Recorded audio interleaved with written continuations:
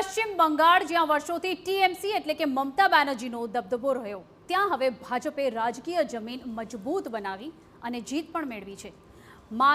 મમતાના ગઢમાં સેંધ મારી ભાજપે ચૂંટણીમાં નોંધપાત્ર પ્રદર્શન કર્યું છે. અહીં સૌ કોઈના મનમાં પ્રશ્ન છે કે આ જીતના મૂળમાં ભાજપની કેવી રણનીતિ રહી છે. આ જીત માટે ભાજપ એક દાયકાનો સંઘર્ષ કરી આ સ્ટેજ પર પહોંચી છે. તમને જણાવી દઈએ કે કેવી રીતે ભાજપે બંગાળની રાજનીતિમાં પોતાનું સ્થાન મજબૂત બનાવ્યું.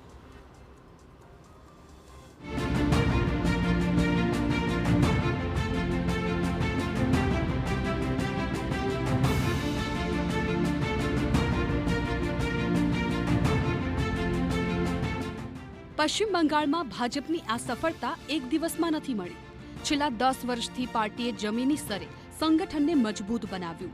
બૂથ મેનેજમેન્ટથી લઈને માઇક્રો પ્લાનિંગ સુધી ભાજપે દરેક સ્તરે કામ કર્યું, જેના કારણે મતદારો સુધી સીધી પહોંચ બનાવી શકી, જેનું પરિણામ આજે જોવા મળ્યું.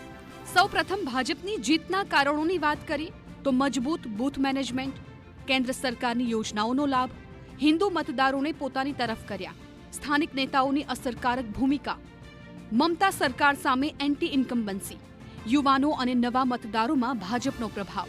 ભાજપે માત્ર સંગઠન જ નહીં પરંતુ મુદ્દાઓ પર પણ ફોકસ કર્યું. ગેરકાયદેસર ઘૂસણખોરી, કાયદો અને વ્યવસ્થા અને ભ્રષ્ટાચાર જેવા મુદ્દાઓને ઉછાળી ભાજપે લોકોમાં અસંતોષને રાજકીય સપોર્ટમાં ફેરવ્યો.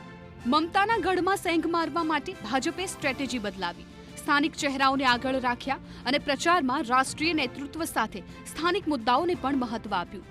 પરિણામે ભાજપે તૃણમૂલ કોંગ્રેસના મજબૂત કિલ્લામાં પણ ઘૂસણખોરી કરી. એક વાત સ્પષ્ટ છે કે પશ્ચિમ બંગાળમાં ભાજપની આ સફળતા માત્ર રાજકીય જીત નહીં પરંતુ સ્ટ્રેટેજી, સંગઠન અને મુદ્દાઓની પણ જીત છે. Bureau report, TV9.